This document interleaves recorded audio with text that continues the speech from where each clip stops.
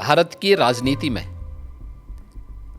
Bharatiya Janata party के लिए राहुल जैसे कुछ नमूने जरूर रहने चाहिए, जिससे एक रास्ता हमेशा के लिए साफ होता रहे, अच्छा रहता है, बना रहे। संविधान के मर्म से उनको कोई मतलब नहीं है।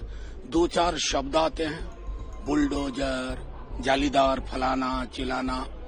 तो जाहिर तौर पर ये लोकतंत्र के लिए भी चिंता का विषय है कि ऐसे लोग ओहदेदार बने बैठे हैं। लेकिन वो तो कह रहे हैं कि योगी आदित्यनाथ जी हो या भारतीय जनता पार्टी के सीनियर लीडर हैं, एक राजनीतिक संस्कार तो उनके पास कुछ है नहीं है। तीव्र स्वरों में निंदा करता हूं पूरी दृढ़ता से और कहना चाहता हूं किसी बड़े नेता के लिए इस तरह के अपशब्दों के प्रयोग के पहले उससे बचना चाहिए उनको और इस पर पुनर्विचार करें। राहुल गांधी तो भारत जोड़ो के लिए निकल पड़े थे, उन्होंने 2 यात्राएं की, तो फिर उनको क्यों आप कह रहे हैं कि वो विभाजनकारी काम करते हैं? देखिए, इनका भारत जोड़ो भारत तोड़ो अभियान का हिस्सा है। ये जहां जाते हैं, दक्षिण में जाएंगे तो उत्तर भारत की निंदा करेंगे, उत्तर में आएंगे तो दक्षिण की निंदा करेंगे, भारत से बाहर जाएंगे तो भारत की निंदा करेंगे। इसलिए इनके आचरण को देश समझ चुका है। लेकिन भारत की राजनीति में भारतीय जनता पार्टी के लिए राहुल जैसे कुछ नमूने जरूर रहने चाहिए, जिससे एक रास्ता हमेशा के लिए साफ होता रहे, अच्छा रहता है, बना रहे। ये शब्द अगर आपको उचित लगता है तो मुझे कुछ नहीं कहना।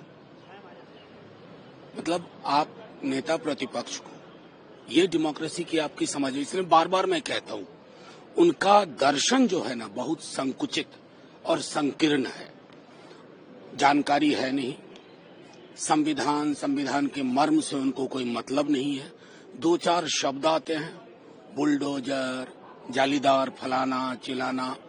तो जाहिर तौर पर ये लोकतंत्र के लिए भी चिंता का विषय है कि ऐसे लोग ओहदेदार बने बैठे हैं। लेकिन वो तो कह रहे हैं कि उत्तर प्रदेश में मुसलमान सबसे सुरक्षित है। अच्छा, मैं ये नहीं कह सकता कि एक बार एम्पैथी करके देखे। एम्पैथी का मतलब होता है वो बन के देखे, वो सोच के देखे, वो महसूस करके देखे, फिर मजा आएगा। बयान देने से क्या होता है?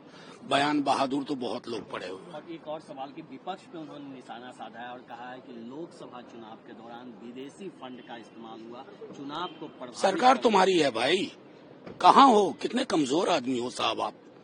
सरकार आपकी, तंत्र आपका, मंत्र आपका, करवा लो ना जांच, जेल में डाल दो। वो तो होगा नहीं। झूठ बोलने की ठिकाना साधा है और कहा है राहुल गांधी जैसे नमूने। मैं समझता हूं कि योगी आदित्यनाथ जी हो या भारतीय जनता पार्टी के सीनियर लीडर हैं, एक राजनीतिक संस्कार तो उनके पास कुछ है नहीं है। और इस प्रकार के शब्दों का चयन करना, मैं समझता हूं ये उनके राजनीतिक दिवालियापन यही प्रदर्शित करती है। और मैं यही कहना, निंदा मैं नहीं कर रहा हूं, मैं निंदा तो कर ही रहा हूं, लेकिन मुझे उन पर तरस आ रही है, उनके मानसिक सोच पे, मानसिक विकृति पे। इस प्रकार के वो लीडर ऑफ अपोजिशन के बारे, वो कल उनके बारे राहुल गांधी जी का अपमान उन्होंने नहीं किया, लीडर ऑफ अपोजिशन और पूरे संसद का उन्होंने अपमान किया है। दूसरी तरफ कह रहे हैं कि लोकसभा चुनाव के दौरान विदेशी फंड का इस्तेमाल किया गया इंडिया ब्लॉक के द्वारा।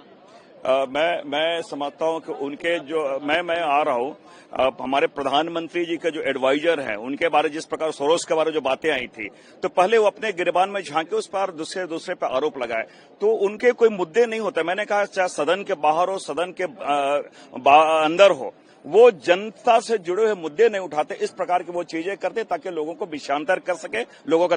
तीव्र स्वरों में निंदा करता हूं पूरी दृढ़ता से और कहना चाहता हूं किसी बड़े नेता के लिए इस तरह के अपशब्दों के प्रयोग के पहले उससे बचना चाहिए उनको और इस पर पुनर्विचार करें। एक बात जरूर कहूंगा, मैं कहने को तो मैं भी कुछ कह सकता हूं, प्रधानमंत्री के लिए, गृह मंत्री के लिए और किसी नेता के लिए, लेकिन संसदीय भाषा और सम्मानजनक भाषा लोकतंत्र की शक्ति है।